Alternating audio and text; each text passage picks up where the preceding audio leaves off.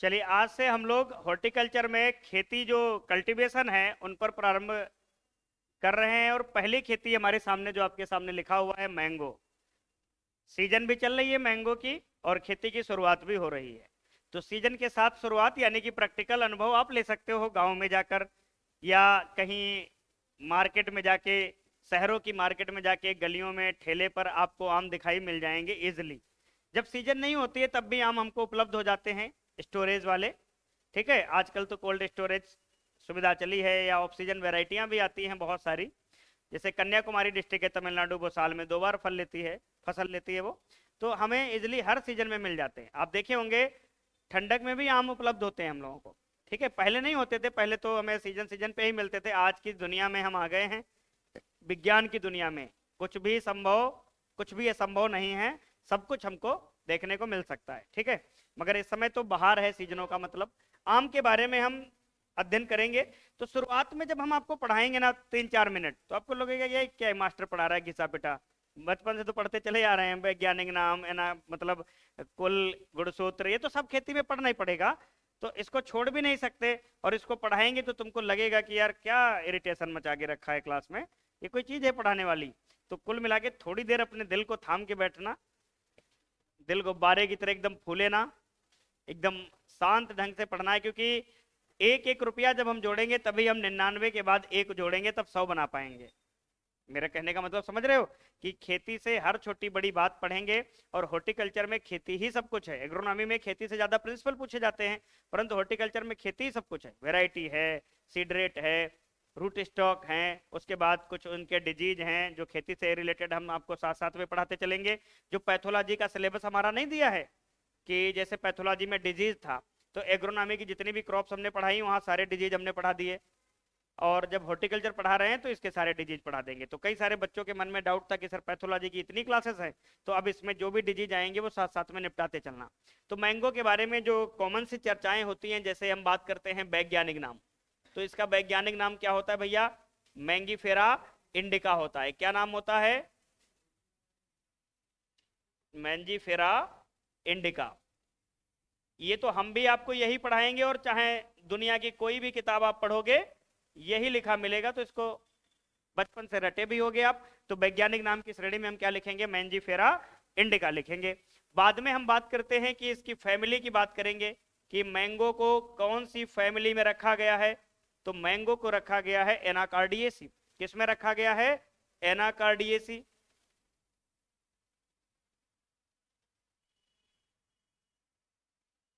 Anacardiaceae family में। अब Anacardiaceae में और भी फसलें आती हैं क्या? कौन सा आता है? काजू, जिसको क्या बोलते हैं? कैस्यू। कैस्यू तो बोलते हैं। और मैंगो। तो एनाकार्डियेसी में हम किन किन फसलों को देखते हैं? एक तो मैंगो को देखते हैं, दूसरा कैस्यू को देखते हैं। क्या देखते हैं? कैस्यू को देखते हैं। और तीसरा पिस्ता, पिस्टाचियो नट जिसको बोलते हैं। पिस्टाचियो वीरा इसका साइंटिफिक नेम होता है। और एनाकार्डियम ऑक्सीडेंटल किसका होता है? आपका काजू का होता है। ठीक है, तो हमने देखा कि एनाकार्डियेसी फैमिली के और भी कुछ फसलें हैं, तो इनको साथ साथ में हमने निपटा लिया। अब क्वेश्चन आ सकता है ना, which of the following is anacardiaceous fruit, या मतलब निम्नलिखित में से कौन सा एनाकार्डियेसी कुल का फल है? तो आपके सामने ये 3 ऑप्शन होंगे, तीसरे के अलावा चौथा आपको याद ही नहीं करना, 3 याद करने हैं मात्र। तो हमने एनाकार्डियेसी की बात देख ली। उसके बाद अगर हम बात करें तो इसमें गुणसूत्र की बात करेंगे। उससे पहले हम इसके ओरिजिन प्लेस की बात कर लेंगे। ओरिजिन प्लेस, ओरिजिन प्लेस बोले तो क्या बोलते हैं? उसका उत्पत्ति स्थान। मतलब मैंगो आज हम जो पढ़ रहे हैं ना कभी कहीं इसका उद्भव हुआ होगा, इसका मूल स्थान रहा होगा। जैसे हम लोग कहाँ पैदा हुए? आज हम इस गोला गोकर्णनाथ महादेव की नगरी में बैठे हैं, पढ़ाई कर रहे हैं। इससे पहले कहीं ना कहीं हम तो पैदा हुए होंगे। कोई अस्पताल में पैदा हुआ होगा, तो कोई रास्ते में ही पैदा हुआ होगा, तो कोई घर में पैदा हुआ होगा, नहीं पैदा हुआ होगा कुछ। मान लो कोई ऐसा होगा जो वर्किंग होगी जिसकी मम्मी, तो वर्किंग टाइम में कोई पैदा हो गया होगा। नहीं देखे हो? कई मतलब ऐसे केसेस होते हैं कि वर्किंग टाइम में पैदा हो जाते हैं बच्चे।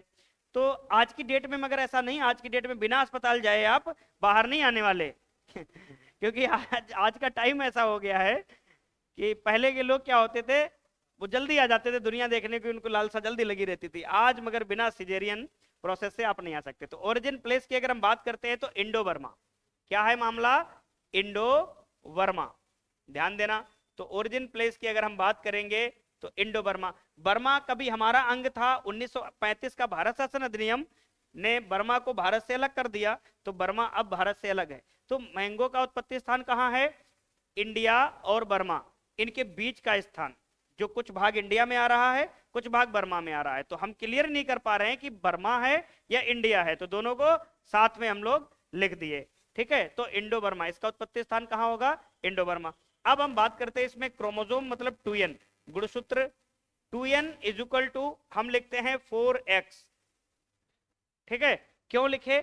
x का मतलब होता है बेसिक क्रोमोजोम, आधारीय गुणसूत्र, बेसिक क्रोमोजोम, इसको क्या बोलेंगे?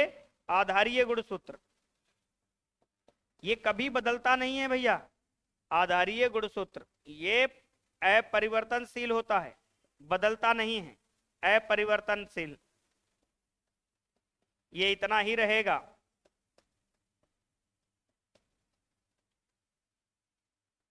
ठीक है, आधारी गुणसूत्र जितना है किसी में वो उतना ही रहेगा, चाहे स्पीसीज कितनी भी प्लॉइडी नेचर बढ़ाती चली जाए अपनी। तो हम 2n बराबर 4x लिखते हैं। 4x का मतलब क्या होता है? इसका मतलब है कि ये कैसा होगा? चतुर्गुणित होगा। तो मैंगो में 2n is equal to 4x। n क्या होता है? n होता है भैया हैप्लॉइड। हैप्लॉइड क्या होता है? Half set of chromosome. और बेसिक क्रोमोजोम x क्या होता है? एक बेसिक यूनिट ऑफ क्रोमोजोम, मतलब एक आधारी इकाई, इससे छोटा नहीं आप बांट सकते, इससे कम नहीं इसको ला सकते, एक आधार है बिल्कुल। तो हम 2n is equal to 4x बराबर कितना लिखते हैं? 40। कितना लिखते हैं? 40। तो यानी कि x बराबर कितना हो जाएगा? 10 हो जाएगा। तो मैंगो की कई स्पीसीज आप देखे होंगे, बिलाई कोलंबस, लाइक बिलाई कोलंबस की अगर हम बात करें तो बिलाई कोलंबन में कितने होते हैं? अष्टगुणित होता है। अष्टगुणित मतलब गुणसूत्र कितने होंगे? 80। तो 8x बराबर 80, x बराबर 10, यहां भी 4x बराबर 40, x बराबर 10। तो बेसिक क्रोमोजोम नंबर हर जगह एक ही रहेगा, सेम रहेगा, तो ये बदलेगा नहीं। तो 2n बराबर 4x मतलब 40। ये कैसा होता है भैया? चतुर्गुणित होता है।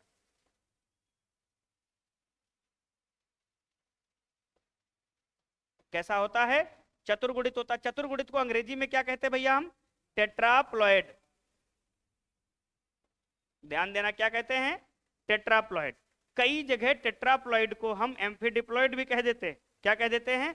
एम्फीडिप्लॉइड। तो मैंगो को हम कहीं कहीं केसेस में एम्फीडिप्लॉइड भी कह लेते हैं, एम्फीडिप्लॉइड। तो ध्यान देना, या तो टेट्राप्लॉइड ऑप्शन में मिल जाएगा या फिर एम्फीडिप्लॉइड मिल जाएगा। और टेट्राप्लॉइड में भी कौन सा प्लॉइड होता है? दो अलग अलग स्पीसीज से होता है, तो इसलिए इसको एल्लो टेट्राप्लॉइड बोलते हैं। क्या बोलते हैं? Allotetraploid. अब ध्यान देना, क्वेश्चन आ जाएगा mango is allotetraploid, tetraploid, amphidiploid, all of these. तो क्या जवाब होगा आपका? ऑल ऑफ दीज जवाब होगा। मतलब थोड़ा सा ज्ञान लेकर गलत क्वेश्चन कर देना, ये थोड़ी भी हमारी क्या होगी? बहुत ज्यादा गलती होगी। तो हम जिस चीज को पढ़ेंगे थोड़ा एक्सप्लेन करके पढ़ेंगे, चीजों को अच्छी तरीके से आ जाए हमें, ताकि हम चीजों को गलत ना करें। तो पहली स्लाइड में हमने जो बेसिक चीजों के बारे में चर्चा की वो इस प्रकार से, इसका एक बोटेनिकल डिस्क्रिप्शन हमने लिख दिया। अब हम बात करेंगे इसके कुछ कॉमन नेम हैं, इसके बारे में कुछ थोड़ी बहुत और चर्चा है, खाने योग्य भाग क्या है, ठीक है, कैसे कैसे इनकी चीजों को हम याद रख पाएंगे, इनके रूट स्टॉक वगैरह, प्रोपगेशन क्या है, स्पेसिंग क्या है, स्टोरेज टेम्परेचर क्या है, इन सारी चीजों पर हम लोग धीरे धीरे चर्चा करेंगे। और इसका सेकेंड पार्ट जो हम लेके आएंगे वो स्पेशल होगा वेराइटी और डिजीज पर, ठीक है, जिसमें वेराइटी मैंगो की जो हाइब्रिड वेराइटी है बहुत ज्यादा पूछी जाती है। तो आगे बढ़ा जाए, चलिए आगे हम बात करते हैं। तो इसके कुछ अदर नेम होते हैं मैंगो के जो अक्सर पूछे जाते हैं, जैसे अन्य नेम। तो इसके अन्य नाम की अगर चर्चा करें, जिसको हम क्या कहते हैं? Other name. तो मैंगो के जो अदर नेम होते हैं, एक तो अगर हम बात करें तो इसको क्या बोलेंगे? बाथरूम फ्रूट बोलेंगे। क्या बोलेंगे? बाथरूम फ्रूट बोलेंगे। बाथरूम फ्रूट इसको क्यों कहते हैं? क्योंकि इसको खाने के बाद हमको हाथ धुलने के लिए कहीं ना कहीं बाथरूम का इस्तेमाल करना पड़ेगा, इसलिए इसको हम बोलते हैं बाथरूम फ्रूट। इसको बोलते हैं national fruit of India. National fruit of India, Bharat का राष्ट्रीय पुष्प फूल बोलते हैं, सॉरी फल बोलते हैं, भारत का राष्ट्रीय फल बोलते हैं नेशनल फ्रूट ऑफ इंडिया। इसको बोलते हैं प्राइड ऑफ गार्डन। क्या बोलते हैं? Pride fruit of India, pride fruit of India या प्राइड ऑफ गार्डन इसको बोलते हैं। और इसको सिंबल ऑफ लव का भी साइन देते हैं, फ्रूट को सिंबल ऑफ लव।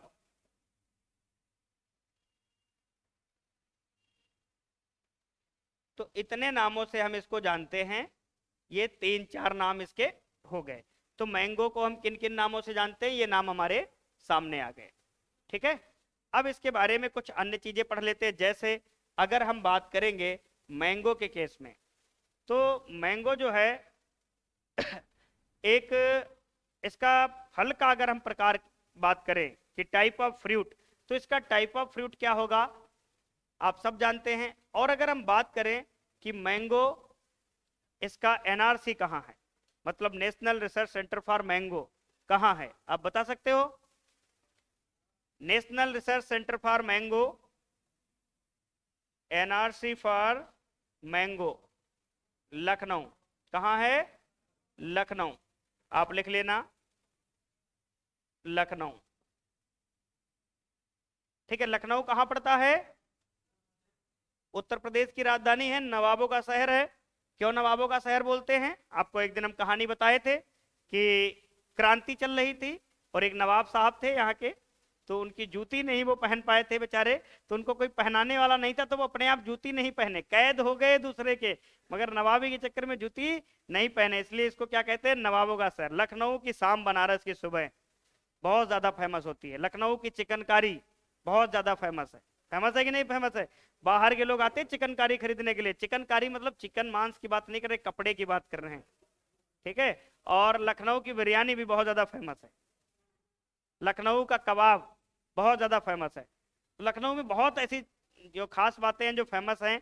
लखनऊ हमारा गोमती नदी के किनारे बसा हुआ है, और आज की डेट में जब गोमती नगर जाओगे तो गोमती नगर एक्सटेंशन हो चुका है, मतलब उसका विस्तार हो चुका है। जितनी भी बढ़िया बढ़िया चीजें हैं लखनऊ की, सारी गोमती नगर में आपको मिल जाएंगी। ठीक है, ओल्ड अगर लखनऊ टहलना है तो इमामबाड़ा वगैरह टहल सकते हो, रोमी दरवाजा वगैरह देख सकते हो। यूपी स्पेशल में हाँ जनेश्वर मिश्र पार्क, जिसके अंदर जुरासिक पार्क बन चुका है। ठीक है, वो नाइट टाइम उसका व्यू एक अलग ही टाइप का है। जनेश्वर मिश्र पार्क जैसे ही आप जाओगे तो उसके अंदर ही बना हुआ है, रात में जाओगे वहां जानवर बोलते हैं, लाइटिंग होती है, बहुत अच्छा, मतलब एक खूबसूरत वादी वहां देखने को मिलेगी आपको। हाँ अब शांत हो जाओ, मैंगो के ऊपर आ जाते हैं बहुत सारी चर्चाएं कर लिए। तो मैंगो का टाइप ऑफ फ्रूट क्या होता है, फल का प्रकार?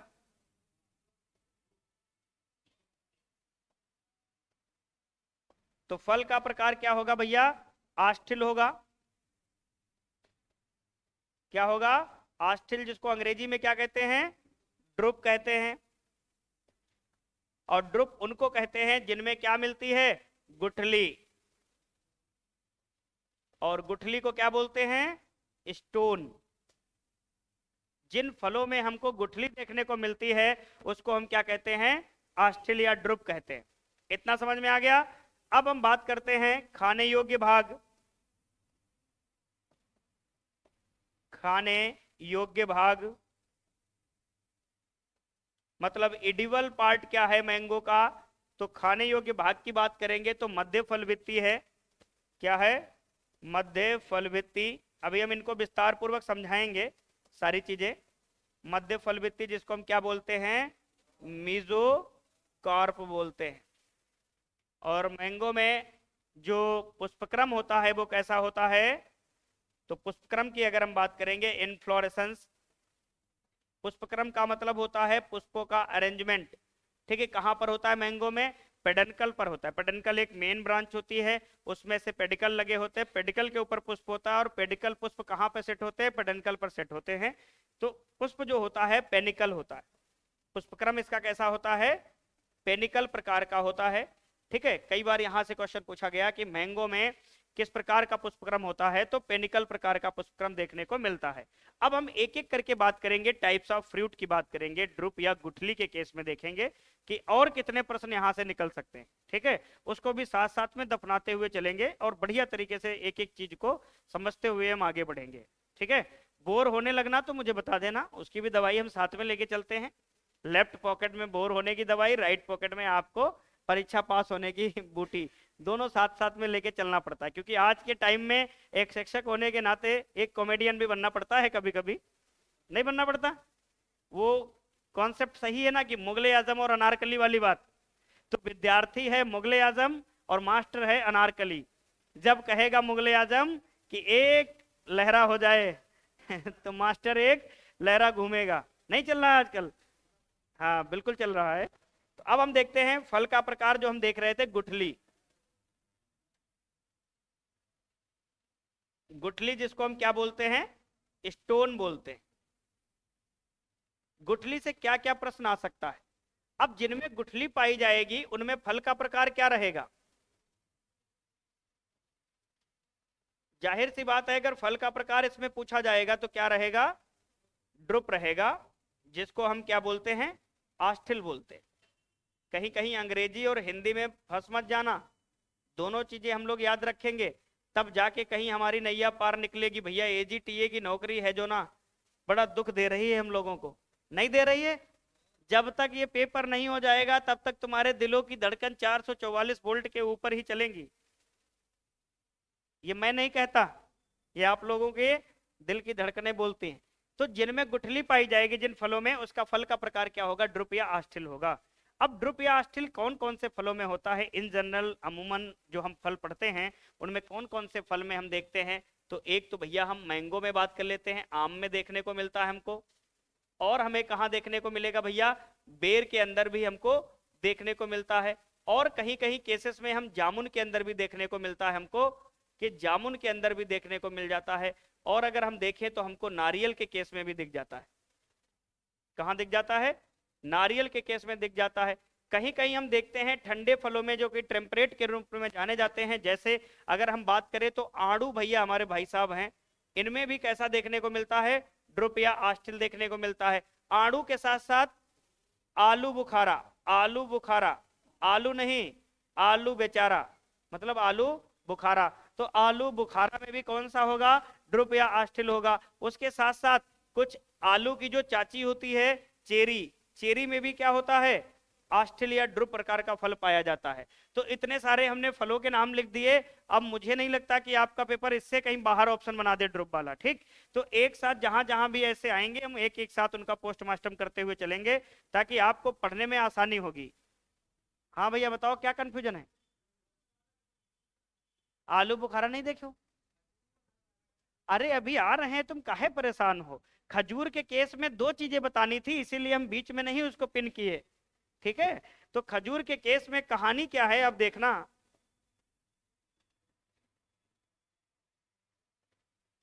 खजूर जिसको हम डेट पाम कहते हैं, इसका फल का जो प्रकार होता है वो ड्रुप भी होता है, परंतु कब ड्रुप होगा?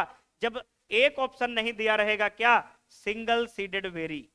अगर भाई साहब सिंगल सीडेड बेरी दिया हुआ है तो आप ड्रुप की तरफ नजर भी नहीं फेरेंगे, नहीं तो आपकी नजरों का कत्ल हो जाएगा। समझ गए मेरी बात? स्टार लगा लो इस पे, यही सही माना जाएगा। अगर खजूर का फल का प्रकार पूछा है, ऑप्शन में सिंगल सीडेड बेरी नहीं है, तब हम जाएंगे किस पे? ड्रुप के केस में जाएंगे। अदरवाइज हमारा उत्तर क्या सही होगा? Single seeded berry. अगर दोनों ऑप्शन दिया है खजूर के केस में तो हम उत्तर किसको करेंगे? सिंगल सीडेड बेरी को करेंगे। बात समझ में आ गई कि नहीं आ गई? अगर नहीं आई हो तो ब्रैकेट बना लो कि यदि सिंगल सीडेड बेरी ऑप्शन में नहीं होगा तो हम ड्रुप के केस में जाएंगे, नहीं तो हम किसको मार के आएंगे? सिंगल सीडेड बेरी को आएंगे। अच्छा, एक फल और होता है जिसमें मल्टी सीडेड बेरी होता है, जानते हो? Multi seeded berry.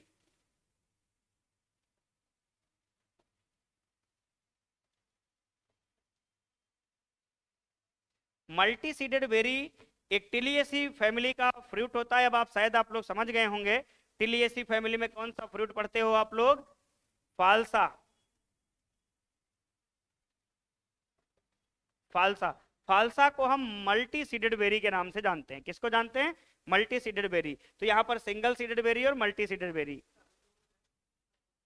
हाँ, सीताफल देखो दो टाइप से होता है, एक कद्दू को भी सीताफल कहते हैं और एक कस्टर्ड एप्पल जिसको शरीफा कहते हैं। ठीक है, तो शरीफा में सीताफल, हनुमान फल, राम फल, लक्ष्मण फल सारे आते। तो रामायण के जितने भी पात्र थे उनके नाम अगर आप याद कर लोगे तो शरीफा के नाम याद हो जाएंगे। ठीक है, तो आप वहां पर देख सकते हो।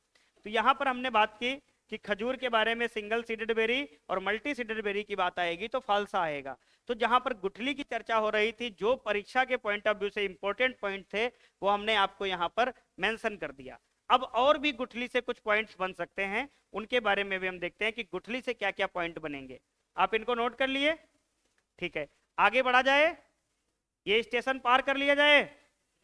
गाड़ी की रफ्तार बढ़ रही है, इसका मतलब, कहने का मतलब कहीं ना कहीं आपको चीजें जल्दी समझ में आ रही हैं, नहीं आ रही?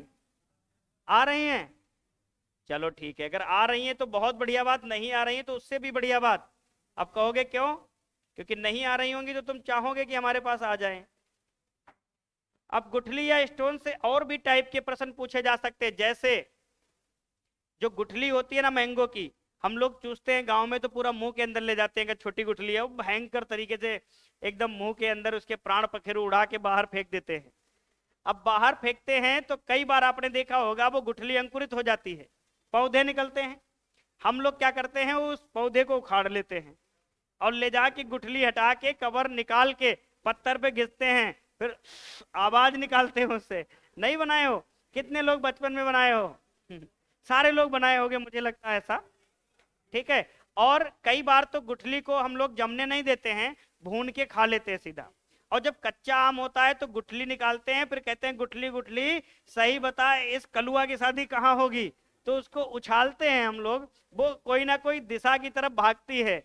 तो मोहल्ले में जैसे बच्चों के साथ खेलते हैं, देख तेरी शादी इधर होगी, उसकी शादी उधर होगी। तो बचपन में ही हम लोग क्या कर लेते, शादी का दिशा सूचना प्राप्त कर लेते। किससे? मैंगो की गुठली से। ये कितना सच है ये हमको नहीं पता है, परंतु ये सब लोग किए होंगे अपनी लाइफ में। जब कैरी होता ना कच्चा आम, तब उसमें हम लोग ये हरकतें करते हैं। तो गुठली जब अंकुरित होती है तो उसका अंकुरण समय पूछा जाता है कि गुठली का अंकुरण समय कितना होता है, जर्मिनेशन टाइम। तो गुठली जो होती है वो 15 से लेकर के 23 दिन में क्या होती है, अंकुरित हो जाती है। तो हम लिखेंगे 15 से 25 दिन। 15 से 25 दिन में क्या होता है, गुठली क्या होती है, पौधे में बदल जाती है। तो यहां तक बात हम लोगों ने समझ ली। अब दूसरी कहानी हमारे पास ये आएगी कि मान लो कभी गुठली अंकुरित नहीं हुई, किसी कारणवश गुठली अंकुरित नहीं हुई, तो कितने दिनों तक गुठली जीवित रह सकती है, तो इसकी जीवन क्षमता कितनी होती है, गुठली की जीवन क्षमता कितनी होती है। और ये क्वेश्चन पूछा जाता है। आप एक पुस्तक पढ़ते होंगे, एस.एन. Gupta, instant horticulture. तो उसके बाईं साइड के पेज पे पहली या दूसरी लाइन में लिखा हुआ है कि लॉन्गिविटी ऑफ जो इसका स्टोन होता है मैंगो का, और पूछा गया पेपर में, तो वो भी क्वेश्चन आ जाता है कभी कभी। तो जीवन क्षमता या वाइबिलिटी पूछी जाती है, वायाबिलिटी ऑफ स्टोन। तो स्टोन की वाइबिलिटी कितनी होती है, 1 माह। कितनी? 1 महीना, 1 माह। अगर हम सप्ताह की बात कर ले तो कितने हो जाएंगे, 4 सप्ताह हो जाएंगे। इस बात को आप ध्यान रखोगे। तो गुठली से अभी तक जो पेपर में क्वेश्चन आ रहे थे उनका हम पूरा समावेश कर देंगे आपकी एक दो स्लाइड में, फिर आपसे गुठली वाली समस्या नहीं रह जाएगी। अब क्या होता है, कई बार आपने पढ़ा होगा कि गुठली में साहब प्रोटीन पाई जाती है, पढ़ा है कि नहीं? तो गुठली में प्रोटीन परसेंटेज कितना होता है, 9.5। आपने कई बार 8.1 पढ़ा होगा, कई जगह पढ़ा होगा 8.1, परंतु जो गुठली में वास्तविकता जो प्रोटीन देखने को मिलती है वो 9.5% प्रोटीन देखने को मिलती है। ठीक है, ध्यान देना इस बात को विशेष रूप से। तो हमने गुठली के बारे में जितनी भी चर्चाएं करनी थी हमको, हमने कर लिया।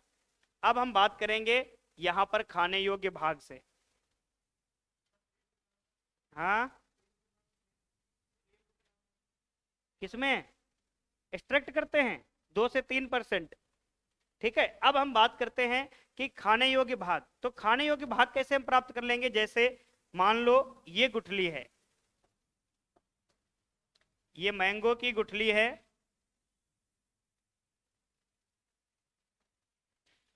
और ये पूरा मैंगो है,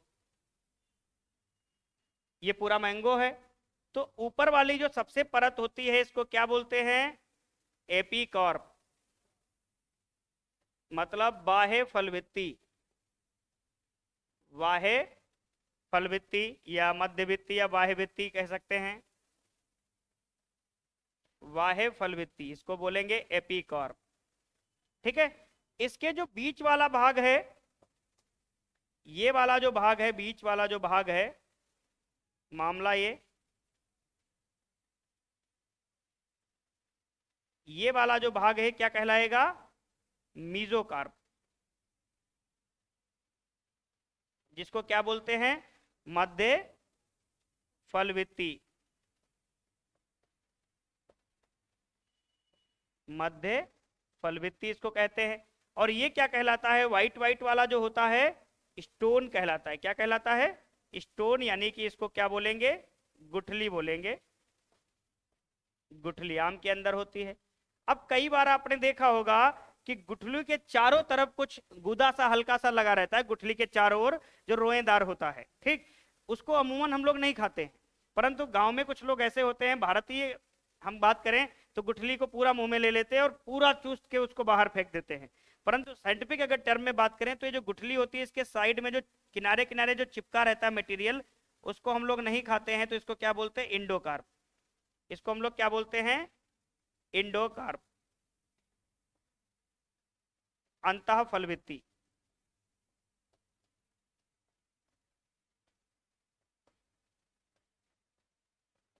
अंतः फलभित्ति बोलते हैं। तो मैंगो में खाया क्या जाता है? मध्य फलभित्ति।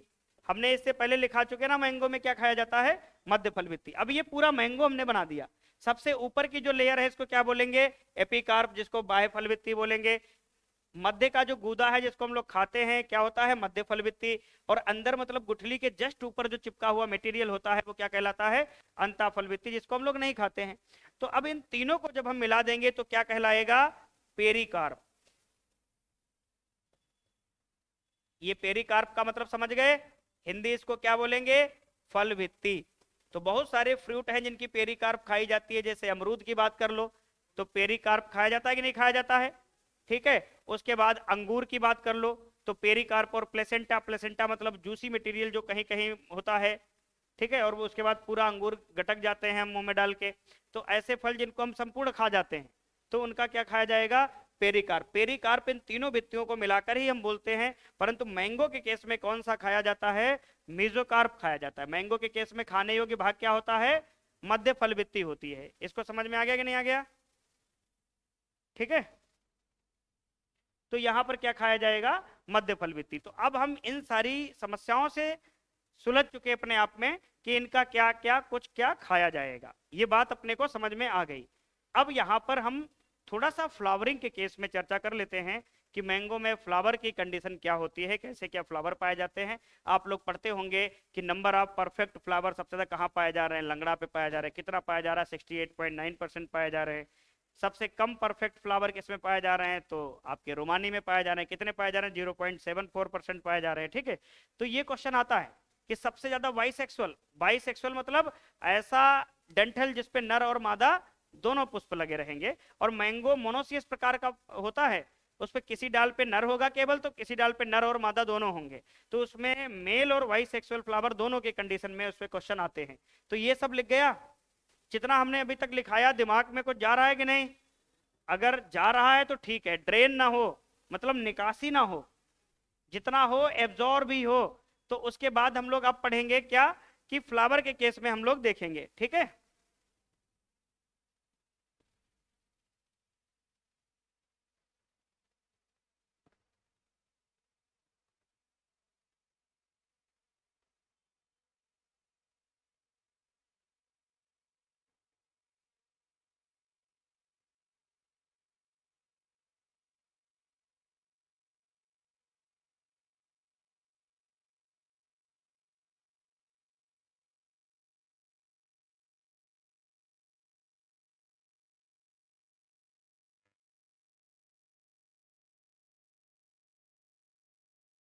अच्छा, मैंगो में फ्लावर की बात करेंगे, पुष्प की, कि पुष्प का कैसा कैसा रोल है मैंगो के अंदर, इस बात को भी समझेंगे अच्छे से। तो फ्लावर की जब भी हम कभी बात करेंगे मैंगो में, तो हमारे पास ये बात निकल कर आती है, मैंगो में एक तो मेल फ्लावर होगा। क्या होगा? मेल फ्लावर होगा, जिसको हम क्या बोलते हैं? नर पुष्प बोलते हैं। और एक कैसा होगा? वाई सेक्सुअल फ्लावर होगा,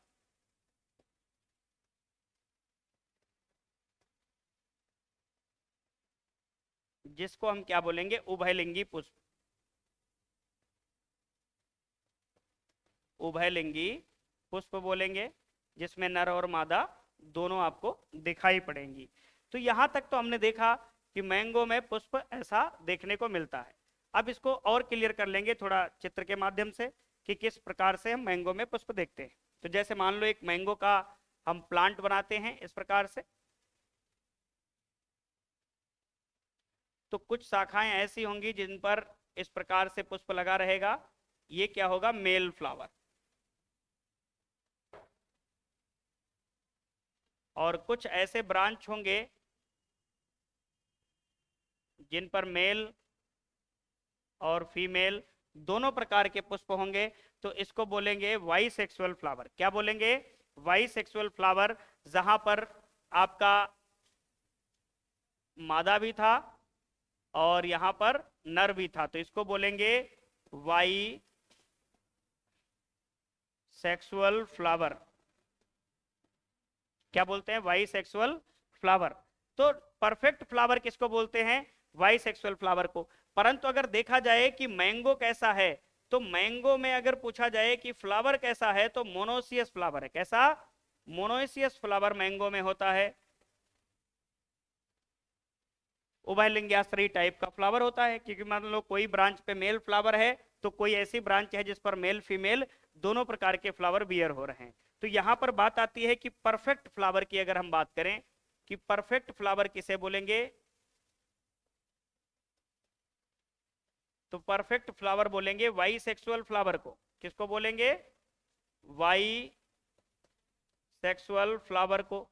अब यहां से क्वेश्चन आता है कि परफेक्ट फ्लावर जो होता है, हाईएस्ट किस में होगा और लोवेस्ट किस में होगा? तो परफेक्ट फ्लावर लोवेस्ट किस में पाया जा रहा है और हाईएस्ट किस में पाया जा रहा है? हाईएस्ट पाया जाता है लंगड़ा। लंगड़ा में कितना? लंगड़ा प्रजाति कितना परसेंट पाया जा रहा है? 68.9% जो है परफेक्ट फ्लावर देखने को मिलता है किसमें? लंगड़ा प्रजाति में। तो क्वेश्चन पूछा जाएगा, highest number of perfect flower किसमें पाए जाएंगे? लंगड़ा प्रजाति में पाए जाएंगे। लोवेस्ट जो परफेक्ट फ्लावर, मतलब सबसे कम फ्लावर पाए जाएंगे, वो किसमें? रोमानी प्रजाति में। रोमानी ऐसी प्रजाति है आम की, वो कौन से, किसके जैसी देखने में लगती है? सेब के जैसी। तो सेब के आकार की, कई बार क्वेश्चन आता है, सेब के आकार की प्रजाति आम की कौन सी है? सेब के आकार की प्रजाति रोमानी। आप ध्यान देना, तो रोमानी कभी भी पूछा जाए तो एप्पल सेब वैरायटी होती है किसकी? मैंगो की। तो रोमानी प्रजाति में सबसे कम देखने को मिलता है कितना? 0.74%। ये सबसे कम परफेक्ट फ्लावर आपको देखने को मिलेगा किसमें? रोमानी वैरायटी के अंदर। सबसे ज्यादा कहां देखने को मिलता है? लंगड़ा वैरायटी के अंदर। ये बात समझ में आ गई। अब क्वेश्चन आता है कि जो फ्रूट है, फ्लावर से फ्रूट कितना कन्वर्ट होता है, मतलब कितना फ्लावर आता है उसमें से कितना फल बनता है। मैंगो में मान लो 1000 फ्लावर आ गया, तो उससे कितना फल बनेगा? एक। मतलब 0.1% जो फ्लावर का फ्रूटिंग में बदलता है, कितना? 0.1%। अगर हम देखेंगे 1000 पे, अगर 100 पे देखेंगे तो 0.01%। ठीक है। तो अगर हम बात करें तो जो फ्रूटिंग जो फ्लावरिंग होता है वो कितने में बदलता है? 0.1% पे। तो 1000 जैसे मान लो हमारे पास पुष्प आए, उनमें से 999 क्या होंगे? वो गिर जाएंगे। 1% जो होगा वो फ्रूट सेट करेगा।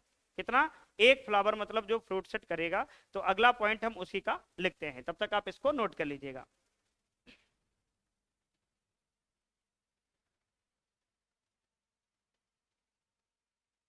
लिख लिया? छूट तो नहीं रहा किसी का?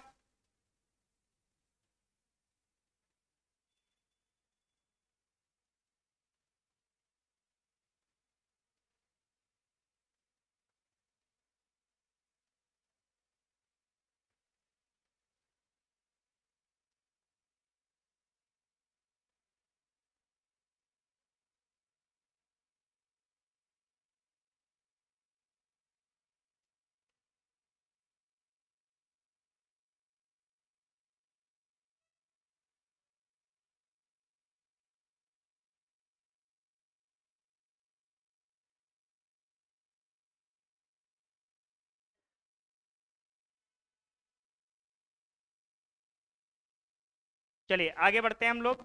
अब बात करते हैं फ्लावर से फल कितना बदलता है। ठीक है, तो जैसे मान लो फ्रूट सेटिंग की बात करते हैं।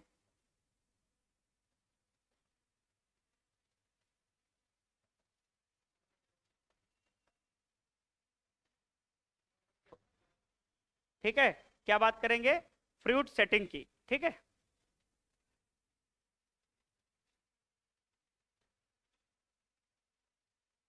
अब फ्रूट सेटिंग क्या होता है?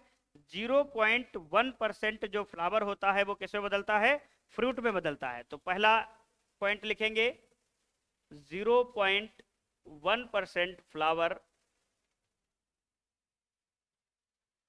ही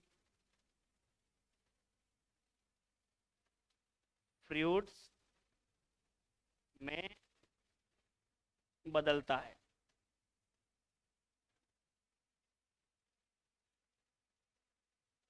कितना? 0.1% फ्लावर ही फ्रूट में बदलता है। अगर हम मान लो बात करें कि 1000 फूलों में से सिर्फ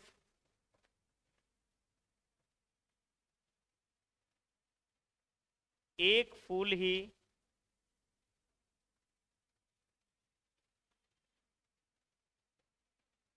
फल बनेगा, बाकी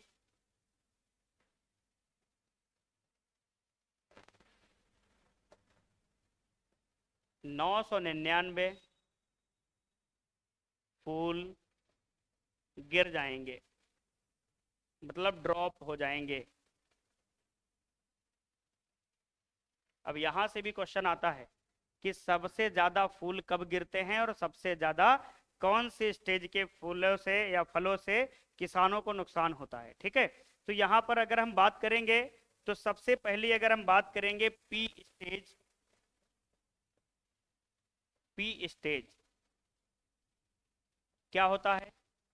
आम फूल से फल बना और मटर के दाने जैसा आम है, उस समय बहुत गिरता है नीचे। आप देखे होंगे कभी बाग वाग में जाते हो तो पूछा जाता है कि सबसे ज्यादा कौन सी स्टेज पे गिरता है, तो पी स्टेज पे गिरता है। तो ध्यान देना, सर्वाधिक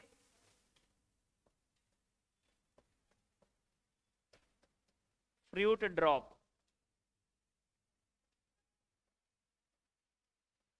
कौन सी स्टेज पर? पी स्टेज पर होता है।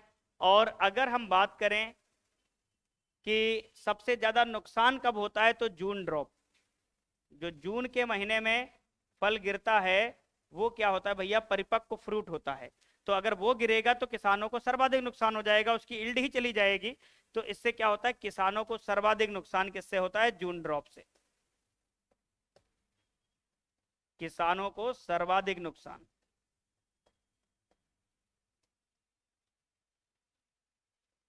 दोनों पॉइंट समझ में आए कि नहीं आए? सबसे ज्यादा फूल ड्रॉप फ्रूट ड्रॉप कब होगा? पी स्टेज पर, जब आम का जो फल होगा वो मटर के जैसा बनेगा। और सबसे ज्यादा किसानों को नुकसान कौन से स्टेज में होगा? तो जून ड्रॉप में होगा, जब जून के महीने में बड़े बड़े जो आम हो जाते हैं ना। अभी कौन सा महीना चल रहा है? अप्रैल। अप्रैल में देखो बढ़ गए। जून में क्या होगा? वो एक बढ़िया स्टेज पे चलते हैं जब उनकी सेलिंग होना होती है। अगर उस टाइम पे वो सड़सड़ मतलब गिरेंगे नीचे, अपने आप ड्रॉप हो जाएंगे, तो उससे क्या होगा? उसकी जो एस्टिमेटेड जो उसका लाभ था वो नहीं मिल पाएगा, क्योंकि प्री मैच्योर होके ही वो नीचे गिर जाते हैं। तो इनका उपाय भी कुछ हो सकता है। तो जो फ्रूट ड्रॉप होते हैं इनकी रोकथाम भी की जा सकती है।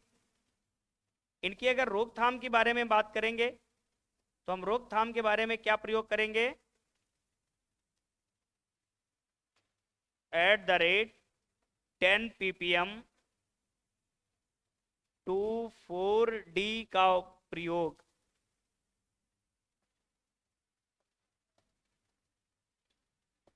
टू 4-D का छिड़काव क्या करेगा, हमें फ्रूट ड्रॉप से निजात दिलाएगा। तो अगर फ्रूट ड्रॉप की बात करें तो हम यहां पर क्या कर लेंगे, ये प्रयोग कर लेंगे। अच्छा, होता ना एकांतरण फलन, एक आम में आप लोग कंडीशन पढ़ते होंगे। जो नॉर्थ इंडिया की मैंगो की वैरायटी होती है मोनो एम्ब्रियोनिक होते हैं, मतलब गुठली में एक ही भ्रूण होगा, और वो कैसी होती है, अल्टरनेट बियरिंग होती हैं। जैसे इस बार मैंगो की बहुत अच्छी सीजन है, तो नेक्स्ट ईयर सीजन क्या होगी, अच्छी नहीं होगी, ठीक है। मगर साउथ इंडिया में क्या होता है, ऐसा कुछ नहीं होता है, वहां पर रेगुलर बियरिंग होती है, हर साल बराबर फ्रूट आते हैं। तो अपने यहाँ क्या होता है, अल्टरनेट बियरिंग जो है वो, अगर अल्टरनेट बियरिंग हम करना चाहें तो क्या करेंगे, जो फूल आया उसको गिरा देंगे। जैसे मान लो एक बार ज्यादा फूल आ गया, अगर हम अल्टरनेट बियरिंग करना चाह ही रहे हैं तो क्या करेंगे, उस फ्रूट को गिरा देंगे, नहीं फल लेंगे उससे, अगली बार उससे बढ़िया फल लेंगे। तो अल्टरनेट बियरिंग को रोका भी जा सकता है और उसको गिराया भी जा सकता है। यहां पर हम फ्रूट ड्रॉप को रोक रहे हैं, ये जो फल गिर रहे हैं उनको कैसे रोकेंगे, तो 2,4-D का उपयोग कर लेंगे। तो यहां तक बात समझ में आ गई सबको? अगर बात यहां तक क्लियर हो गई हो तो आगे बढ़ा जाए। हाँ हाँ, वो फल रोकने के लिए बाकी में सब में नेप्थेलिक एसिटिक एसिड का भी प्रयोग करते हैं, वो हार्मोन हो गया, और इसको हार्मोन और खरपतवार नाशी दोनों में प्रयोग करेंगे। हार्मोन का प्रयोग करेंगे जब 20 ppm से कम इसकी मात्रा हम उपयोग करेंगे तो एक एज ए हार्मोनल होगा, और 20 ppm से मात्रा इसकी ज्यादा बढ़ा देंगे तो ये क्या होगा, एज ए वीडिसाइड होगा, ठीक है। आगे हम बात करते हैं, इसमें कुछ प्रोपोगेशन मेथड के ऊपर हम चर्चा कर लेते हैं कि प्रोपोगेशन मेथड क्या है। प्रवर्धन विधि,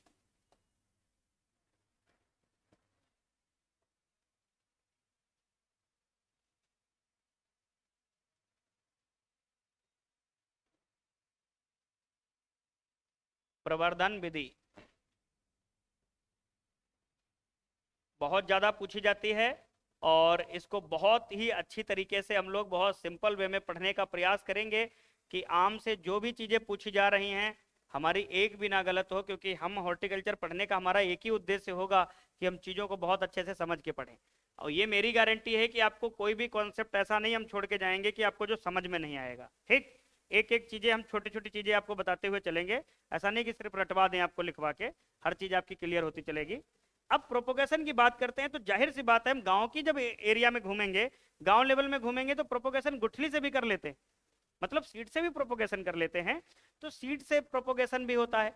तो प्रोपोगेशन का जो पहला तरीका हमारा होता है सीड्स, मतलब बीजों द्वारा, बीज यानी कि गुठली, कि हम गुठली द्वारा भी प्रोपोगेशन करते हैं। तो गुठली द्वारा जो प्रोपोगेशन करते हैं ये क्या है, पारंपरिक तरीका है, ट्रेडिशनल मेथड है, पुराना मेथड है। कैसा है भैया, पारंपरिक तरीका है, पारंपरिक विधि है, ट्रेडिशनल मेथड है। इस विधि से क्या होता है भैया, पारंपरिक विधि में क्या होता है, समय ज्यादा लगता है। क्या होता है, फल देर से आते हैं, फल देर से लगते हैं, मतलब पेड़ बहुत बड़ा हो जाएगा तब फल लगना प्रारंभ होंगे। पेड़ का आकार बड़ा होता है, पेड़ का आकार बड़ा होता है,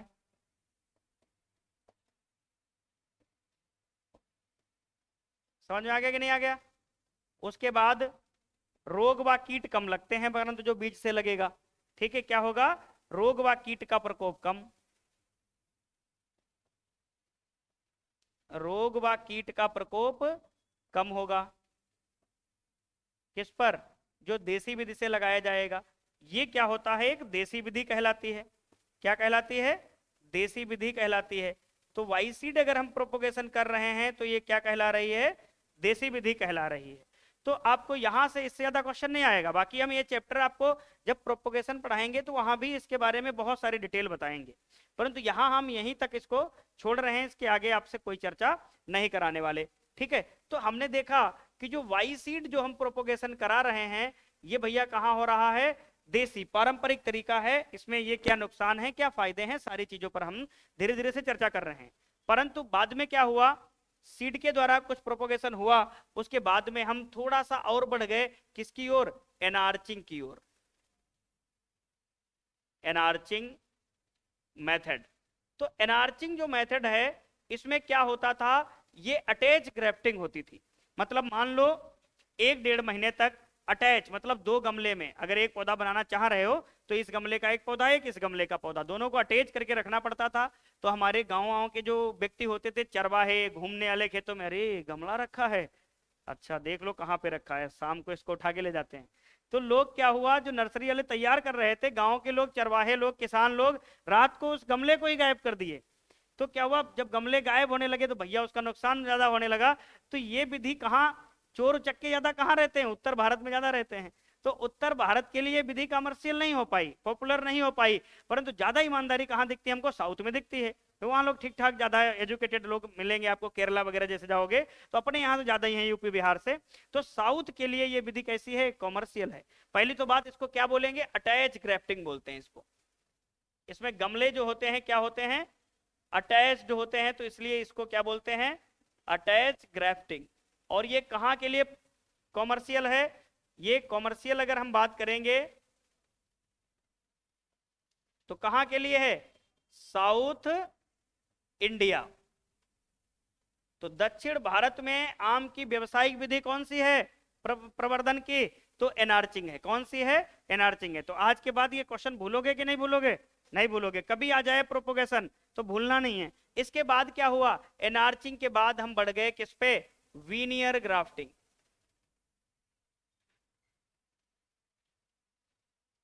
वीनियर ग्राफ्टिंग। अब वीनियर ग्राफ्टिंग में क्या होता है, आप देखते होंगे वीनियर ग्राफ्टिंग के बारे में, तो आपको एक चीज जरूर ध्यान आती होगी। जैसे हम मान लो वीनियर ग्राफ्टिंग लगाना चाह रहे हैं, तो इस प्रकार से एक तना लेंगे और इसमें इस प्रकार से काट बना लेंगे, बना लेंगे कि नहीं बना लेंगे, और नीचे का एक इस प्रकार से तना लेंगे हम लोग, और इसमें क्या बना लेंगे, इस प्रकार से काट बना लेंगे। ये वी शेप में हम क्या कर लेंगे, ग्राफ्टिंग काट लेंगे। फिर क्या होगा, इन दोनों तनावों को हम मिला लेंगे, ये रूट स्टॉक होगा और ये ऊपर वाला साइन होगा। इन दोनों को मिला के आपस में हम इस प्रकार से बांध देंगे, पॉलीथीन वगैरह से आईवीए वगैरह लगा देंगे। तो ऐसी प्रकार की ग्राफ्टिंग हमारी क्या कहलाएगी, वीनियर ग्राफ्टिंग कहलाएगी, जो कहाँ का कमर्शियल मेथड है। तो अगर हम बात करना चाहें वीनियर ग्राफ्टिंग के बारे में, तो ये कहाँ का है, नॉर्थ इंडिया का है। तो अगर इसका हम बात करें तो ये कॉमर्शियल मेथड कहाँ का है, नॉर्थ इंडिया का, उत्तर भारत। कहाँ लगाओगे, नॉर्थ इंडिया, उत्तर भारत। तो अगर पूछा जाए आम की व्यवसायिक विधि प्रवर्धन की उत्तर भारत में कौन सी अपनाई जा रही है, तो आपका क्या लगाओगे, वीनियर ग्राफ्टिंग। दक्षिण भारत में व्यवसायिक विधि कौन अपनाई जा रही है, इनार्चिंग। देसी या पारंपरिक विधि कौन सी है, गुठली वाली। यहां तक बात समझ में आ गई कि नहीं आ गई। अब कभी कभी एक आध चीजें और परेशान करती हैं हमको एग्जाम में, जैसे आप देखते होंगे इपिकोटाइल या स्टोन ग्राफ्टिंग, कई बार पढ़े होंगे आम की, इपिकोटाइल या स्टोन ग्राफ्टिंग। तो अगली हेडिंग उसकी बना लो, इपिकोटाइल या स्टोन ग्राफ्टिंग, ठीक है।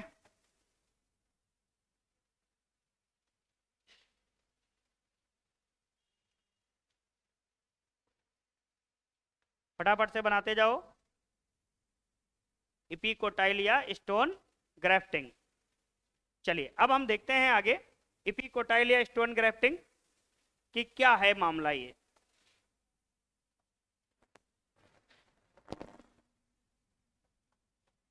थोड़ी अंग्रेजी चल रही है, कोई परेशानी तो नहीं, चल रही है ना, दौड़ रही है। अरे इसको हम चाहे हिंदी में लिखेंगे तब भी वही चीज लिखेंगे, तो इसलिए थोड़ी सी अंग्रेजी पचा लिया करो। तो इपिकोटाइल को इपिकोटाइल लिखेंगे, इतना तो समझ जाओगे। और फिर नौकरी की तैयारी कर रहे हो तो तुम लोग बढ़िया जीनियस बच्चे हो कि नहीं अपने आप को कमजोर काहे समझ रहे हो, हम आपको कमजोर कह सकते हैं मगर आप नहीं कह सकते अपने आप को, ठीक। तो अब हम यहाँ पर क्या बात करें, इपिकोटाइल या स्टोन ग्राफ्टिंग को। ये क्या है, आम के प्रवर्धन की मॉडर्न मेथड है। कौन सी? आधुनिक विधि है। तो प्रवर्धन की आधुनिक विधि है, मॉडर्न मेथड है। तो आम के प्रवर्धन की कैसी है भैया? आधुनिक विधि है। क्वेश्चन क्या आ जाएगा आपका कि आम की मॉडर्न मेथड कौन सी है प्रोपोगेशन की? तो इपिकोटाइल या फिर स्टोन ग्राफ्टिंग। आपके बारे में, इसके बारे में जानना जरूरी है, ठीक। उसके बाद क्या होता है, ये भैया मेथड होता है, ये रैपिड मेथड होता है, बहुत तीव्र गति से प्रवर्धन करने का विधि होता है ये। तो क्वेश्चन आ जाता है कि रैपिड मेथड, रैपिड मेथड शीघ्र विधि है, जल्दी ये काम करती है। साथ ही साथ ये पॉपुलर कहाँ के लिए है? तो ये पॉपुलर अगर हम बात करेंगे तो ये विधि जो है ये पॉपुलर है कोंकण, ठीक है, कोंकण क्षेत्र के लिए। कोंकण कहाँ पड़ता है? दक्षिण दक्षिण भारत में पड़ता है। कोंकण क्षेत्र के लिए ये क्या है? पॉपुलर है। तो आप ध्यान देंगे, कोंकण क्षेत्र के लिए पॉपुलर है। कोंकण क्षेत्र कहाँ पड़ेगा अपना? दक्षिण भारत में आ जाएगा। आप देखते होंगे कोंकण तट, मालाबार तट पढ़े हो ना, तो ये कोंकण तट है। अब बात करते हैं ये विधि सर्वोत्तम किसके लिए है? तो शुष्क क्षेत्र के लिए सबसे उपयुक्त विधि मानी जाती है। कौन सी? इपिकोटाइल। तो ध्यान देंगे, शुष्क क्षेत्र के लिए, शुष्क क्षेत्र के लिए उपयुक्त विधि, उपयुक्त विधि कौन सी है? आपकी इपिकोटाइल या स्टोन ग्राफ्टिंग। अब यहां तक सारी चीजें हमको धीरे धीरे क्लियर हो गई। हमने अभी तक क्या पढ़ा? मैंगो के बारे में थोड़ा सा इंफॉर्मेशन पढ़ा, उसके उपनाम पढ़े, उसके बारे में फ्रूट वगैरह देखा, टाइप ऑफ फ्रूट देखा। अब हम लोग बात करेंगे पुष्पक्रम की, कि मैंगो में कैसा पुष्पक्रम देखने को मिलता है। तो अभी पुष्पक्रम से पहले हम थोड़ा सा रूट स्टॉक पे चर्चा कर लेते हैं कि मैंगो में रूट स्टॉक कौन कौन से प्रयोग किए जाते हैं, क्योंकि कई बार क्वेश्चन आता है। तो हम लोग लिख लेंगे अगली हेडिंग, मूल वृंत। मूल वृंत जानते हो गए? मूल वृंत क्या होता है? नहीं जानते हो? नहीं जानते हो क्या? जानते हो या नहीं? नहीं जानते हो? अभी जो हम बिनियर ग्राफ्टिंग पढ़ रहे थे ना, तो बिनियर ग्राफ्टिंग में ये देख रहे थे, ये वाला क्या था? रूट स्टॉक था। ये वाला क्या था? साइन। तो जो जड़ वाला क्षेत्र वाला जो हिस्सा होता है, ये क्या होता है? ये रूट स्टॉक होता है। मतलब मदर प्लांट क्या होता है? रूट स्टॉक होता है। तो ध्यान देंगे, रूट स्टॉक मदर प्लांट होता है। दो प्रकार के रूट स्टॉक होते हैं, एक सीडेड रूट स्टॉक, एक क्लोनल रूट स्टॉक। जो बीज से रूट स्टॉक तैयार किए जाते हैं उनको हम सीडेड रूट स्टॉक बोलते हैं, और जो डाल वाल काट के लगा दिए जाते हैं वो क्या होते हैं? क्लोनल रूट स्टॉक बोलते हैं। तो आम में रूट स्टॉक की जब बात करेंगे तो हमारे पास कुछ चीजें आ जाएंगी आम में रूट स्टॉक के लिए। तो जैसे सॉल्ट रेसिस्टेंट, क्या होगा? सॉल्ट रेसिस्टेंट या सॉल्ट टॉलरेंट, सॉल्ट टॉलरेंट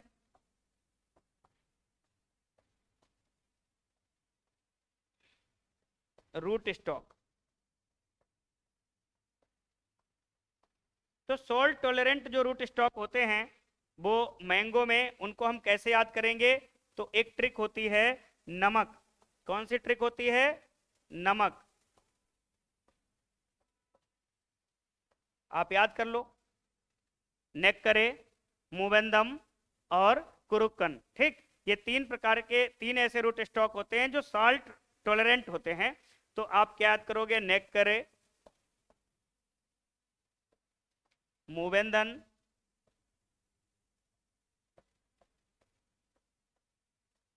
और कुरुक्कन। नेक्करे, मूवंदन और कुरुक्कन, ठीक है। तो आपको याद करने की एक ट्रिक हो गई नमक। आप याद रखोगे कि सॉल्ट टॉलरेंट आपके कौन कौन से रूट स्टॉक हैं, तो आपके सामने हैं। दूसरी कंडीशन आती है इसकी पॉली एम्ब्रियोनिक रूट स्टॉक। क्या आती है? पॉली एम्ब्रियोनिक रूट स्टॉक, मतलब बहुभ्रूणीय रूट स्टॉक।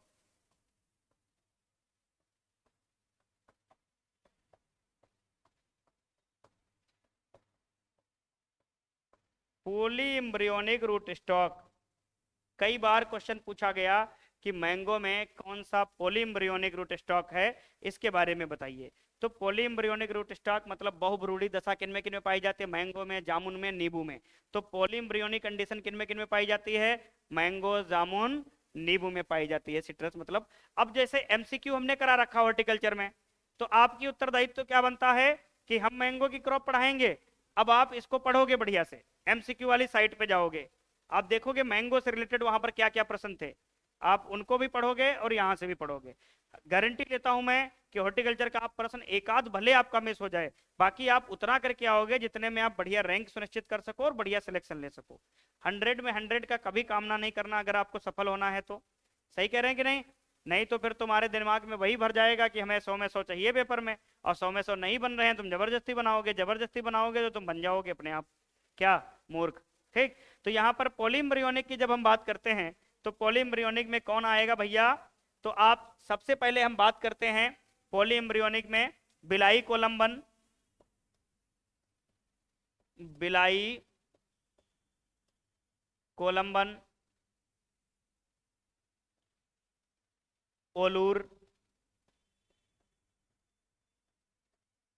गोवा, वेलारी,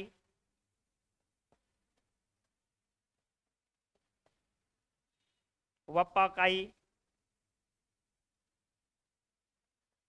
चंद्रकरण,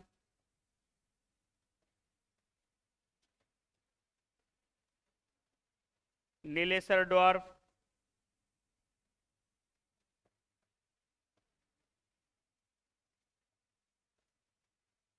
ठीक है, एटसेट्रा। ये ऐसे रूट स्टॉक होते हैं जो कैसे होते हैं, पॉलीएम्ब्रियोनिक रूट स्टॉक होते हैं। और भी होते हैं, जैसे स्ट्रॉबेरी हो गया, वो भी इसी में आ जाएगा, तो स्ट्रॉबेरी भी इसी में आता है पॉलीएम्ब्रियोनिक में। बाकी जो इंपॉर्टेंट है वो मैं आपको इनके नीचे अंडरलाइन कर दे रहा हूं कि आपको कौन कौन से याद रखने हैं। ओलूर याद रखना है, बप्पाकाई याद रखना है, बिलाई कोलंबन याद रखना है, ठीक है, और चंद्रकरण याद रखना है। बस आपको चार ज्यादातर इंपॉर्टेंट हैं, इन चार पर ज्यादातर आपको फोकस करना है, ठीक है, इससे ज्यादा आपको कुछ नहीं ध्यान देना है। तो ये कहानी हमारी हो गई रूट स्टॉक मूलवृंत पर। अब इसके आगे बढ़ेंगे हम लोग नेक्स्ट पॉइंट के ऊपर, ठीक है, उसमें हम लोग इन्फ्लोरेसेंस या इसका पुष्पक्रम के बारे में चर्चा कर लेते हैं। लिख लिया ये? दिमाग थका तो नहीं तुम लोगों का? थकना नहीं चाहिए, क्योंकि हम लोग जिस फेज में चल रहे हैं ना, कि हमको जितना चाहिए उतनी मेहनत कर लें, क्योंकि ये अवसर जो उत्तर प्रदेश सरकार ने हमको दिया है कि एक सीट पर इतना कम सिलेक्शन होना है, कम कंपटीशन है, तो अगर इस मौके को अगर हम गंवा दिए तो ये मान के चलो ये अपॉर्चुनिटी कभी नहीं आएगी। 2013 में जैसे एजीटीए हुआ था, सेम 2025 में जो पेपर होगा वही कंडीशन होगी कि नंबर ऑफ सीट ज्यादा और कैंडिडेट क्या होंगे, कम होंगे। आप देखना हर तीसरे घर में आपको नौकरी निकलती हुई नजर आएगी, परंतु अगर आप धीमे पड़ गए ना तो आपको छोड़कर हर तीसरे घर में नौकरी नजर आएगी। आप सबके रिजल्ट देख देख के दुख होगे। क्या होता है, जब साथी सेलेक्ट होते हैं तो तुम उनसे दूरियां बनाने लगते हो। कई केसेस में देखा होगा, जब साथी सेलेक्ट हो जाता है तुम उनसे दूरियां बनाने लगते हो। अब वो भी तुमसे दूरियां बनाने लगते हैं, क्योंकि यार कहीं पैसा ना मांग दे। ठीक, आज की दुनिया में ये बहुत ज्यादा चलता है। हम तो आपसे जरूर कहते हैं कि आप सेलेक्ट हो या ना हो, परंतु जो सेलेक्ट हो जाए उससे पैसा मत मांगना, ठीक है। आप अपने बेरोजगार दोस्त से कहीं से पैसा ले लेना, किसी सक्सेस व्यक्ति से पैसा मत लेना, क्योंकि वो देगा, आपको 1000 रुपए दिया तो 1000 + 5 लोगों को बताएगा जरूर कि हमने उनको पैसा दे दिया। क्यों जानते हो? क्योंकि उसकी भी गलती नहीं है, उसके पास और 1000 लोग फोन करेंगे पैसे के लिए, तो वो उनसे कहेगा कि अभी मैंने पिछले महीने उनको दिया है, तो अभी रुक जाओ। अब वो क्या कहेगा, यार उनसे मांगे थे, उन्होंने उनको पैसे दे दिए, तो धीरे धीरे आपकी इतनी बड़ी बदनामी होगी कि आप सोच नहीं सकते हो। आप जहां जाओगे आपको लगेगा यार, वो लड़के सोचेंगे यार इसने पैसे लिए थे उधार। तो ये चीजें नहीं लेना, कभी भी सक्सेस व्यक्ति से पैसे नहीं लेना, आपको बता रहा हूं मैं, ध्यान देना इस बात को। चलिए अब देखते हैं पुष्पक्रम के बारे में बात कर लेते हैं कि आम में पुष्पक्रम कैसा देखने को मिलता है। इन्फ्लोरेसेंस के बारे में बात करते हैं। तो अगर हम बात करते हैं फुल पुष्पक्रम क्या होता है, अरेंजमेंट ऑफ फ्लावर ऑन पेडनकल। तो अरेंजमेंट ऑफ फ्लावर ऑन पेडनकल,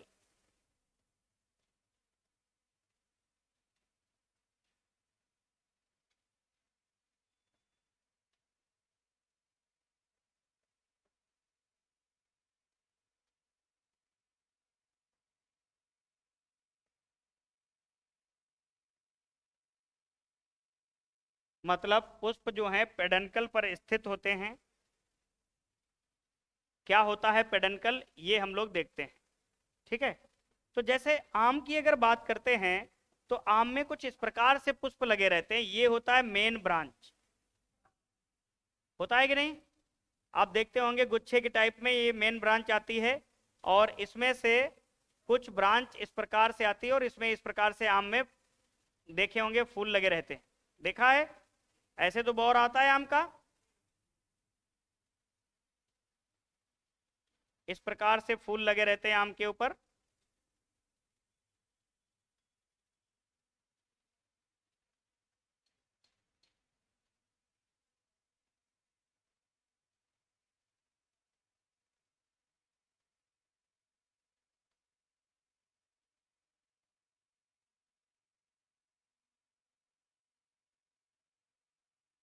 इस प्रकार से पुष्प लगे रहते हैं।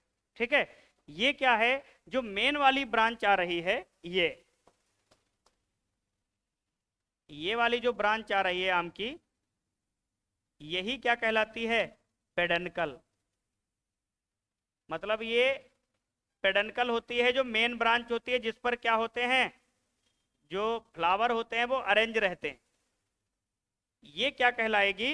ये पेडनकल कहलाएगी।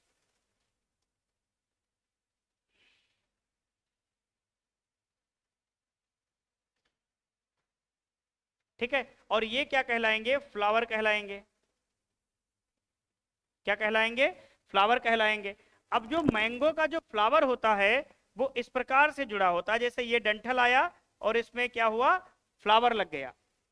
ये भैया क्या कहला रहा है? ये फ्लावर कहला रहा है। और ये क्या कहला रहा है? Flower stock. मतलब पुष्प का डंठल, फ्लावर स्टॉक कहते हैं। अब फ्लावर स्टॉक मतलब जिस पर पुष्प लगा रहता है, तो इसको बोलते हैं पेडिकल। क्या बोलते हैं? पेडिकल बोलते हैं। तो ध्यान देना, पेडिकल किस पर सेट रहते हैं? ये पेडिकल, ये पुष्प और ये पेडिकल। तो पेडिकल किस पर सेट रहते हैं? पेडनकल पर। तो कहने का मतलब पुष्प किस पर बने रहते हैं? पेडनकल पर। पूछा गया क्वेश्चन में कि मैंगो का फ्लावर कहाँ पे सेट रहता है, तो पेडनकल पर सेट रहता है। पेडनकल से ही छोटे छोटे पेडिकल निकलते हैं, और पेडिकल पे क्या होता है? पुष्प लगा रहता है। ठीक। तो ये बात समझ में आ गया। और पुष्प होता कैसा, पुष्पक्रम होता कैसा मैंगो में? तो पेनिकल होता है। इस प्रकार का जो पुष्पक्रम होता है ये क्या कहलाता है? पेनिकल कहलाता है। तो अगर हम यहाँ पर देखेंगे कि इस प्रकार का जो पुष्पक्रम होता है वो क्या कहलाएगा? पेनिकल कहलाएगा। पेनिकल। पेनिकल और कहाँ कहाँ आपको देखने को मिलेगा? तो आपको आम, लीची, धान, इनमें सब में कैसा देखने को मिलेगा? पेनिकल प्रकार का पुष्पक्रम देखने को मिलेगा। ठीक है। तो आज की क्लास अपनी यहीं पर समाप्त करते हैं। ये मैंगो पार्ट ए था। कल इसका पार्ट बी लेकर आएंगे, जिसमें हमारा मेन टारगेट रहेगा कि इसकी वैरायटी को हम कवर करें। साथ ही साथ इसमें कुछ और भी चीजें हैं, जैसे स्पेसिंग वगैरह है, 10x10 है आम्रपाली का, 2.5 इंटू 2.5 है, कितने प्लांट्स लगेंगे। ठीक है। वियरिंग क्या होता है इसमें, और उसके बाद डिजीज कौन कौन से हैं, पेस्ट कौन कौन से हैं, और कहाँ क्या इसका प्रोडक्शन होता है, ये सारी चीजें अपने कल के पार्ट में पूरा करेंगे। भले पहली क्रॉप है 3 पार्ट में चला जाए, कोई मैटर नहीं करता, परंतु चीजें हमको समझ में आनी चाहिए, क्योंकि आप समझ रहे हो ना कि पेपर एजीटीए का भी इतनी जल्दी नहीं आने वाला। तो धैर्य से पढ़ाई करो ताकि कोई भी छूटे ना आपका।